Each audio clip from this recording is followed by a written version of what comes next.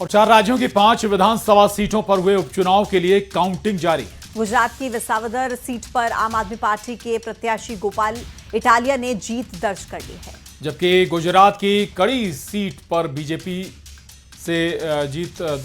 BJP के candidate ने जीत दर्ज की है। उधर केरल नीलांपुर विधानसभा सीट पर कांग्रेस प्रत्याशी ने 11,000 से ज्यादा वोट से जीत हासिल की। पश्चिम बंगाल की कलीगंज में टीएमसी के प्रत्याशी लगातार बढ़त बनाए हैं, तो पंजाब की लुधियाना वेस्ट सीट पर हुए उपचुनाव में आम आदमी पार्टी ने जीत हासिल की है। वहीं आम आदमी पार्टी के संजीव अरोड़ा ने अपनी सीट 10,637 वोट से जीत ली है। दूसरे नंबर पर कांग्रेस के भारत भूषण आशु रहे हैं और उपचुनाव में बीजेपी तीसरे नंबर पर रही है। केरल, पंजाब, पश्चिम बंगाल और गुजरात की 5 विधानसभा सीटों पर 19 जून को वोटिंग हुई थी। तो देखिए आप उपचुनाव के नतीजे, 4 राज्य, 5 सीट। केरल की अगर बात की जाए तो कांग्रेस के प्रत्याशी ने जीत हासिल की है। उधर लुधियाना वेस्ट से आम आदमी प्रत्याशी ने जीत हासिल की है।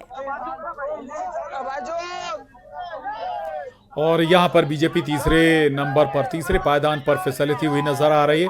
पंजाब में भी आम आदमी पार्टी आगे है। गुजरात में भी एक सीट पर आम आदमी पार्टी के उम्मीदवार ने जीत हासिल की है। केरल में कांग्रेस ने जीत हासिल की बाई इलेक्शन।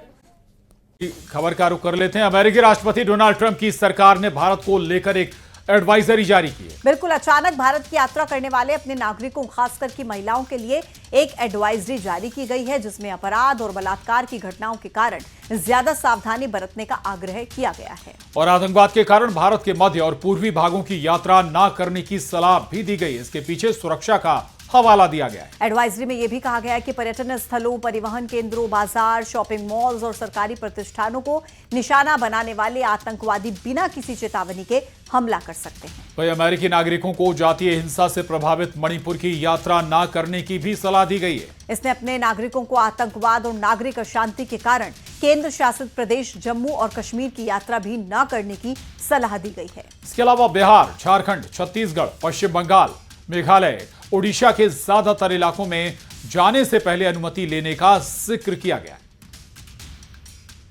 आगे बढ़ेंगे। छत्तीसगढ़ में अमेरिका की एडवाइजरी पर अब सियासत भी शुरू हो चुकी है। पूर्व मुख्यमंत्री भूपेश बघेल और पूर्व डिप्टी सीएम टीएस सिंहदेव ने सवाल खड़े किए हैं। भूपेश बघेल ने एडवाइजरी पर कहा कि ये है अमृतकाल। प्रधानमंत्री की अमेरिकी राष्ट्रपति डोनाल्ड ट्रंप से दोस्ती का ऐसा सिला मिला है। टीएस सिंहदेव ने लिखा है कि बेटी बचाओ सिर्फ नारे और पोस्टर तक ही सीमित रह चुका है। केंद्र और छत्तीसगढ़ की बीजेपी सरकार की नाकामी ने भारत को अंतर्राष्ट्रीय मंच पर शर्मिंदा किया है। वही एडवाइजरी पर डिप्टी सीएम विजय शर्मा ने कांग्रेस पर निशाना साधा। उन्होंने कहा कि ये कांग्रेस की पिछली सरकार के कारण हुआ है। हम इसमें सुधार कर रहे हैं। तो सियासत भी अब इस पूरे मसले पर जारी है। महिला चाहे बस यात्रा करे, बस स्टैंड में हो, चाहे नया राजधानी हो, चाहे स्कूल हो, कॉलेज हो, कहीं सुरक्षित नहीं है। और इस कारण से अमेरिका ने एडवाइजरी जारी किया है। तो ये तो हमारे लिए बेहद हमारे लिए शर्मनाक स्थिति है। उस नक्सलिज्म को जिसको उन्होंने समाप्त नहीं किया, उसके कारण वो चीज़ है, उसको ठीक किया जा रहा है। एक और सवाल है, इन्होंने उस नक्सलिज्म को जिसको उन्होंने समाप्त नहीं किया, उसके कारण वो चीज़ है, उसको ठीक किया जा रहा है। एक और